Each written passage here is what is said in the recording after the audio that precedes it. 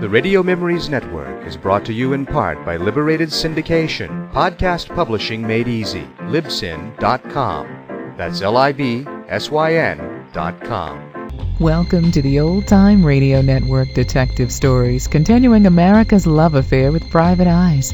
We now go back to the early days of radio and our imaginations with our feature presentation.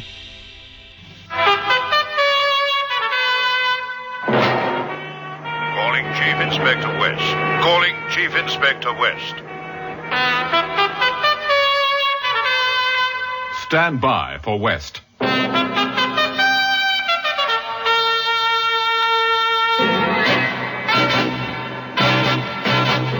A crime file, based on John Creasy's novel, Battle for Inspector West.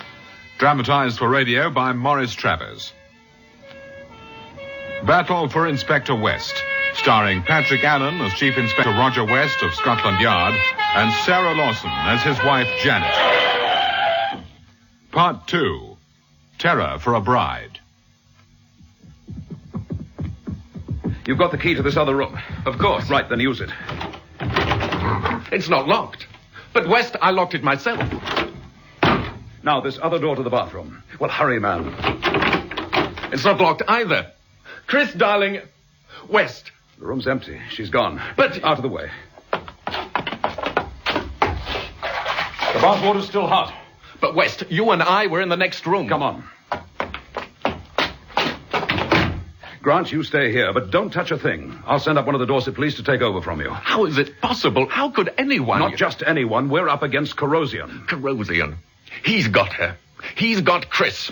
For all your promises of safety and protection, West, if she's dead... Grant. If she's been murdered like that poor young devil last night, savaged by an Alsatian dog... Christine's not dead, Grant. How the hell can you know? Well, think, man. If Corrosion had wanted your wife killed, we'd have found her in that bathroom.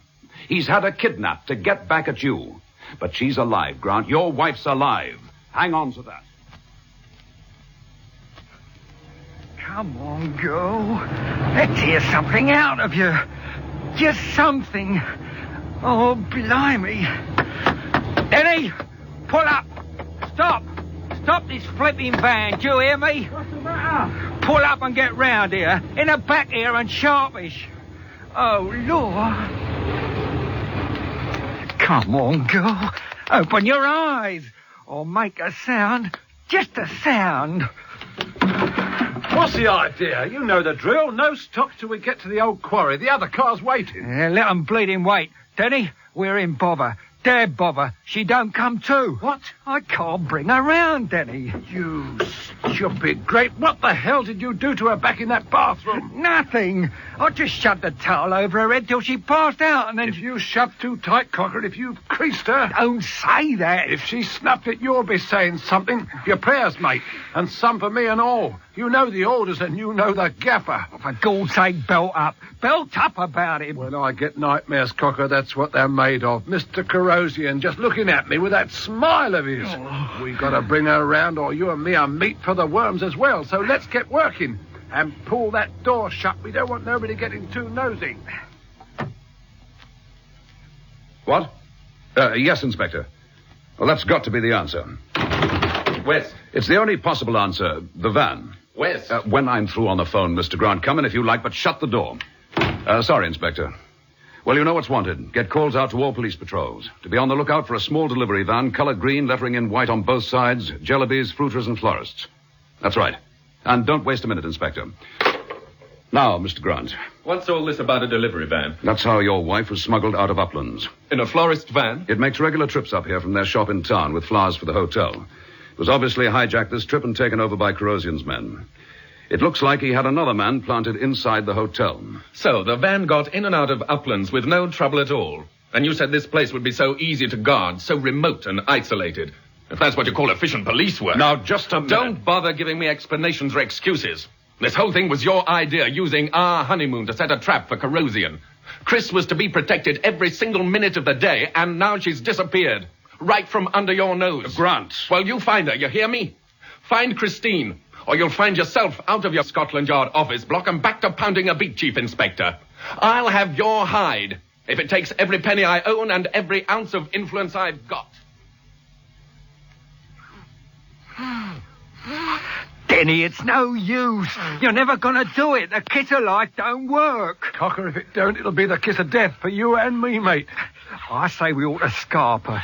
Ditch her and the van right here and get out of it. You've got to be joking. You ever hear of anyone getting away from corrosion? Here goes again. Denny, she's moving. You done it. You done it. And you can thank your lucky stars I have.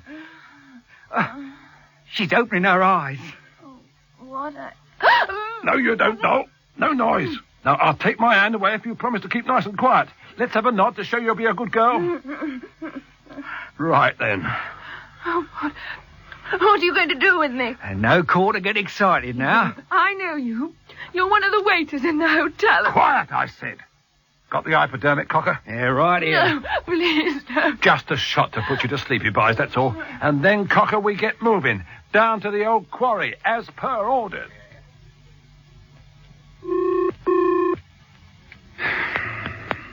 Scotland Yard? West here. Put me through to the AC.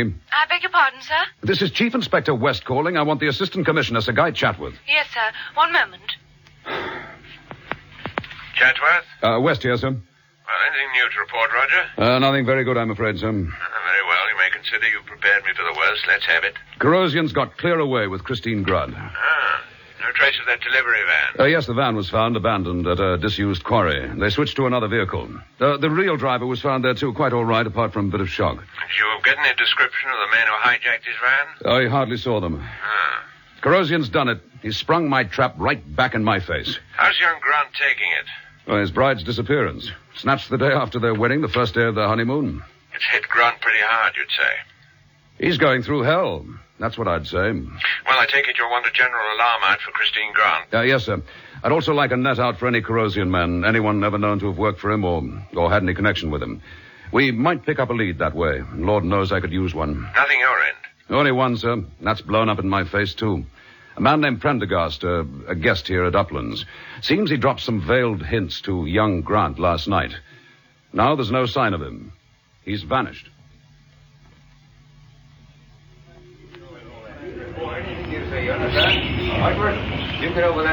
Keep at it, you chaps. I want every inch of the shrubbery gone over, understand? On your Inspector.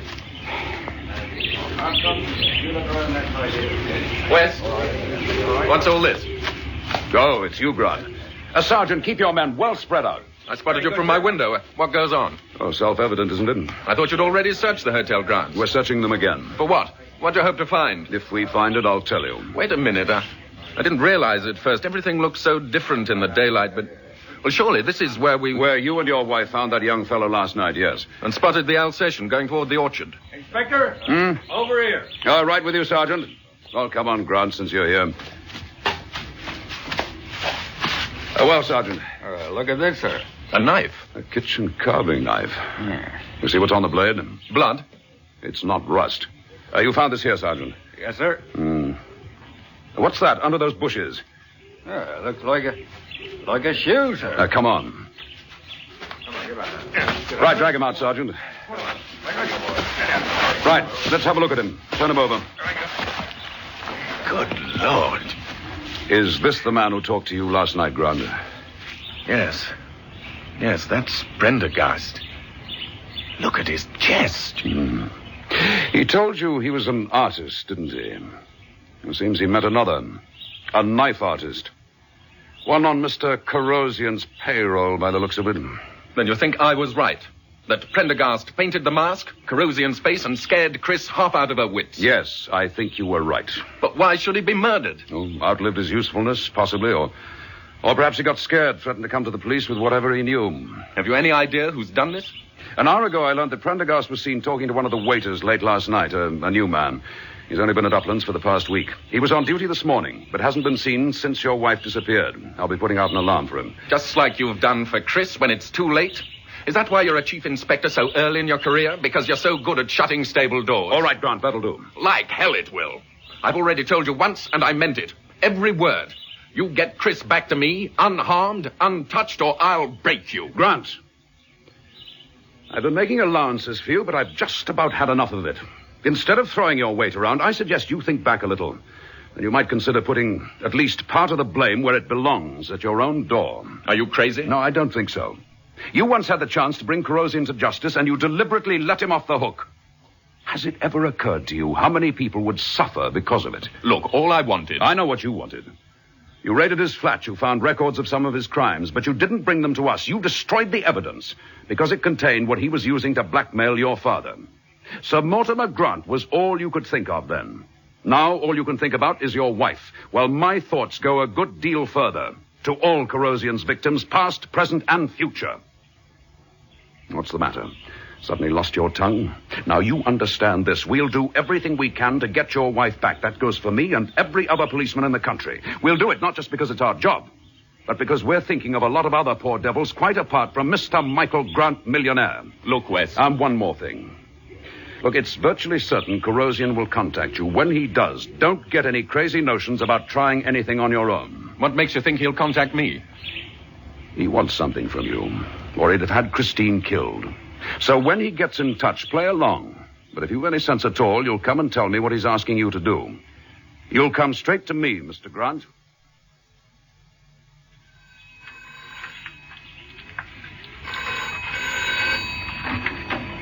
Yes, all right.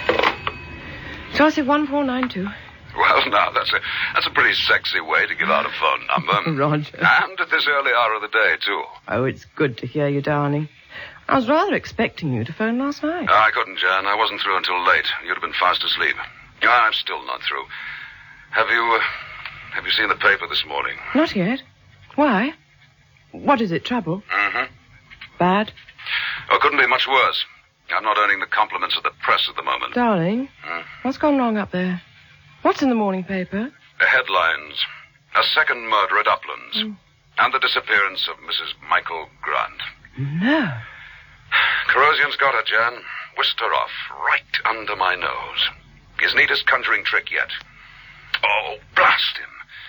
If I could get my hands on him just once... Now, Roger, stop it. Yes, all right. Now, listen to me, darling. Whatever you do, you mustn't turn this into a private war. That's that already. It slipped through my fingers so often Well, now. perhaps that's why. Just because Gettingham's always meant so much to you. Jan, this is no ordinary villain. Corrosian's big time. He's vicious and deadly dangerous.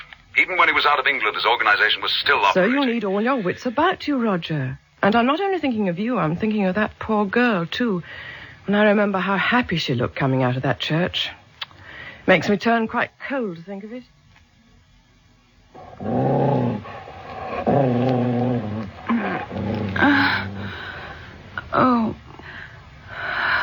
Oh, it's dark. So dark. Where? Does the dog frighten you, Mrs. Grant? Who's that? Who's there? I have been waiting for you to wake up. Who are you? I can't see anything. It's so dark in here. The curtains are drawn. Now, the dog is quite under control, Mrs. Grant. Where is it? Beside my chair. An Alsatian. Don't let it come near me. You're very afraid, aren't you? Fear is a valuable emotion. The parent of respect, the mother of obedience. And obedience is something on which I place a great deal of importance. Who are you? This is our first meeting, Mrs. Grant. In person, that is to say. But I think you will know me if I pull the curtains aside. You Yes, are... Mrs. Grant. I am Corrosian.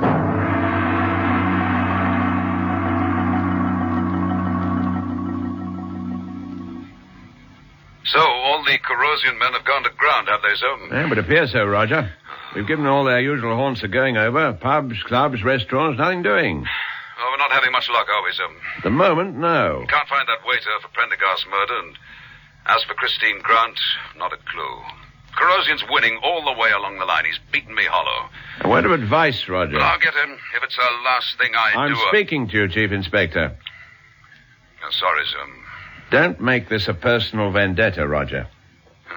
That's exactly what Janet said, sir. Did she? I've always had a high opinion of that wife of yours. She's perfectly right. It'd be an error to make this a personal issue. Clouds the judgment. You'll need all of that before this business is over. Let me remind you of what you said yourself. There's more behind all this than Corrosion's desire for revenge on young Grant. I'm more sure of that than ever, though I still haven't the foggiest idea what it is. Oh, incidentally, sir, I'd like to have some information on Arthur Morley's whereabouts. Oh, the girl's father? For what reason, precisely? Well, I haven't got a precise reason. Call it a hunch, if you like. Corrosion just might be making use of him. Oh? Well, Morley's recently out of prison, and Corrosion tried to blackmail Michael Grant about him just before the wedding. Did he? What's more, Arthur Morley was at the church. Janet and I saw him. Outside, keeping well back where Christine couldn't spot him. Well, I suppose that's to his credit. Spectre at the feast and all that. Quite a considerable spectre when you think of it. 13 years for murder. His own wife, the girl's mother. He was damn lucky to get a reprieve at all, if you ask me. Well, his daughter could use some of that luck right now, sir. We know what happens to girls who get into Corrosion's clutches. Quite. Most of the ones we know of were empty-headed little fools, of course, with bigger bust measurements than brains, and asking for trouble. All the same, they wound up with a devil of a sight more than they bargained for, or deserved. Yes? Ah, yes. You may take the tray now. Okay, Mr. Corrosion. You did not eat very much, Mrs. Grant. No. I didn't feel like it. Where am I? Where is this place? That doesn't concern you. What does, possibly, is the fact that the grounds are guarded by armed men and a number of Alsatian dogs. I don't take you for a fool, my dear. Any notions of escape would be unintelligent of you. Why have I been brought here? What are you going to do with me? I'm going to ask you to come and sit down. Here, on the settee, beside me. I'm all right where I am. Come here, Mrs. Grant. Have you forgotten what I told you so soon? The stress that I lay on obedience? No, I haven't forgotten. Good. Very good. So sit down. A little closer. I asked you to move a little closer. All right. If you're imagining what I suspect, I can disabuse you. You're a very beautiful young woman, but your attractions don't concern me. That may concern others. Others?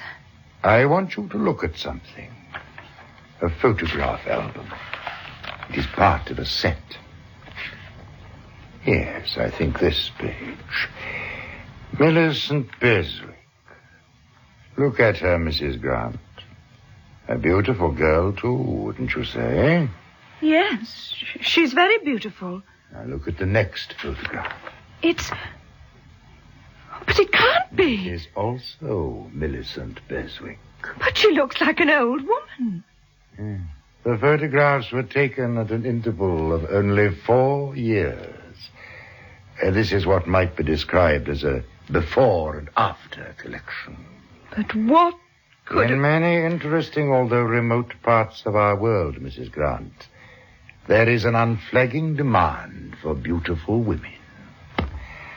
I'll leave this here with you. Browsing through it should be a salutary way for you to pass the time.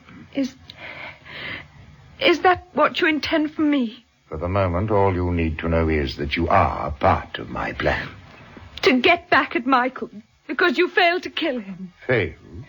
When that dog at Uplands killed someone else by mistake. There was no mistake.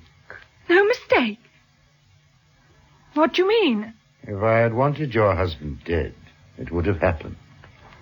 Michael Grant was in no danger that night. Are you trying to say that you set the Alsatian onto a completely innocent man? Deliberately? Quite deliberately, Mrs. Grant. Just as the mask in your wardrobe, the shot fired at you by the swimming pool, they were all deliberate. You murdered an utter stranger to frighten us? It happened to fit into my scheme of things. Oh, but it's monstrous.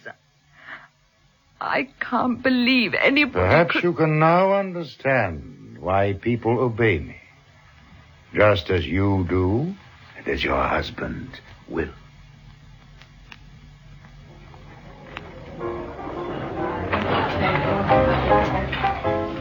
Excuse me, Mr. Grant. Waiter, good. Bring me another whiskey. You're wanted on the telephone, sir. Who is it, did they say? No, sir, just asked for you. Where's the phone? It's the one in the booth, just outside the dining room, sir. Right, thanks.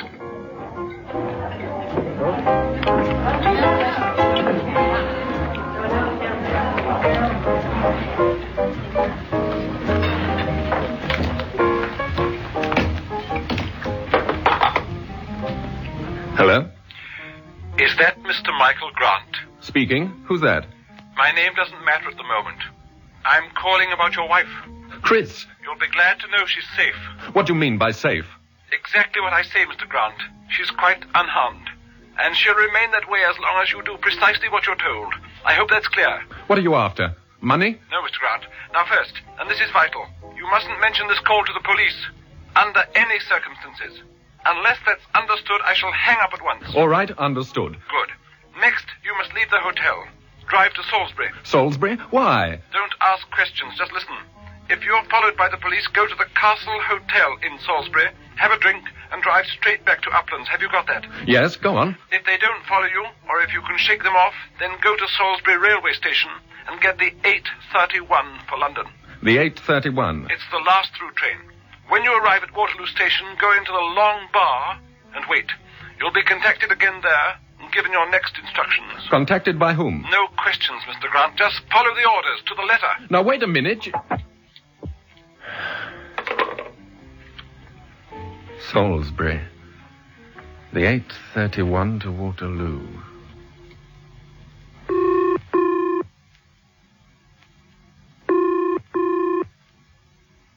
She must be home. Come on, Jan. Chelsea 1492. Jan, it's Roger. Oh. I'm ringing you from Salisbury Station. Salisbury? What on earth are No, you doing? don't interrupt. Just listen. I was tailing young Grant, but he must have known it, and he's managed to lose me. I'm listening. Well, by a piece of sheer luck, I spotted his car outside the station here, and the booking clerk remembers him buying a ticket to Waterloo. But the train's gone 10 minutes ago. So you've only just missed him. It gets into Waterloo at 10:26. I want you to be there, Jan. Me? And that's what I said.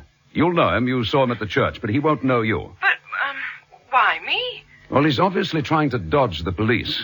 I have to play this one pretty close to my chest. Now, I don't want anyone around who could even be remotely mistaken for a copper, male or female. So, get to Waterloo, watch what he does where he goes. I'll make it there as fast as I can. I'll drive like the clappers.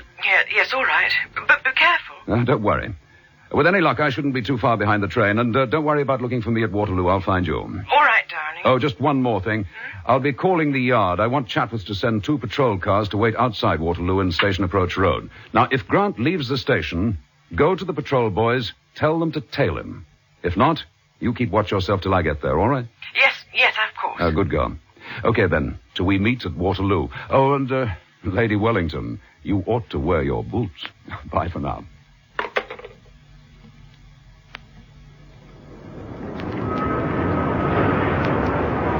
Jan. Oh, Roger, you made me jump. Not out of your boots, though. I see you did wear them. I was only kidding. What about Grant? Is he still here? Yes, in the long bar over there. He headed straight for it as soon as he stepped off the train. I popped in once, just to make sure he was still there. Oh, fine. Anyone with him? No, he was just sitting at one of the tables. Then we can take it his contact hasn't shown up yet. Contact? Well, that's what he's waiting for, obviously. Roger. Look. Well. And making straight towards the long bar. So that's Grant's contact. Jan, you get in there. I'll have to keep out of sight as much as possible. Try and get as close to them as you can. See if you can pick up any of the conversation. Well, turn those boots around, my girl. Start walking. Off you go. Right, you go. Wait, where you go? Do you mind if I join you at this table, sir? Well, actually, I'm expecting someone. I am the someone, Mr. Grant. Oh, are you? You've taken your time turning up? We have to be careful, very careful. I'll pull my chair a little closer. That's it. All right. What now? Do you know me, Mr. Grant? No, and I don't particularly. Wait a minute, your voice. Was it you who spoke to you on the telephone? Hmm. Yes. But that's not what I meant. Have you ever seen me before? Or a photograph of me? No, I haven't. Then you'll have to know. And I'm afraid I must warn you. It'll be something of a shock. I am Arthur Morley. Morley? I can appreciate how you must feel.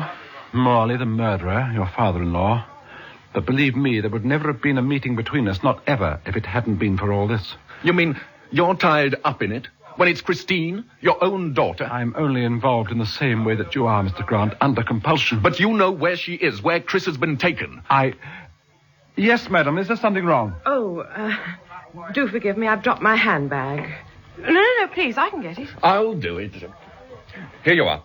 Thank you, so kind of you. Well, come on, man. What about Chris? Do you know where she is? No, Mr. Grant. I was only ordered to phone you to meet you here with the next part of your instructions and warned that we'd be watched. That if I stepped out of line, Christine would suffer for it. Corrosium, the filthy... Mr. Grant, we daren't go against him.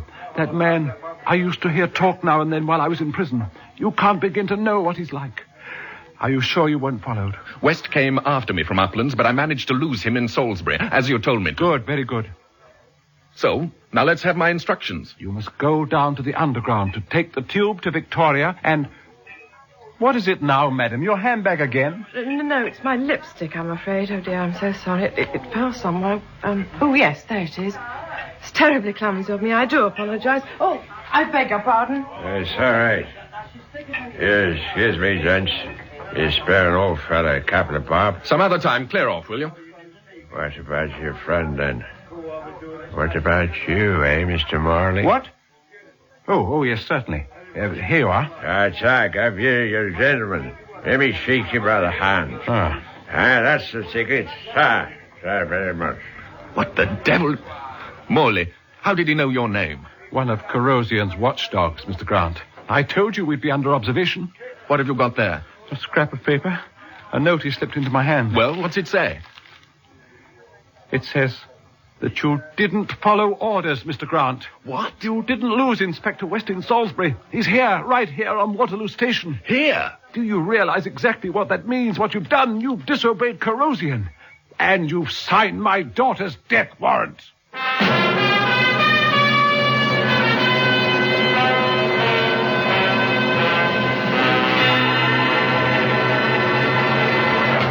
You've been listening to Patrick Allen and Sarah Lawson in the second part of Battle for Inspector West by John Creasy. Listen to Shadow on a Millionaire, the next episode of John Fawcett Wilson's production of Battle for Inspector West.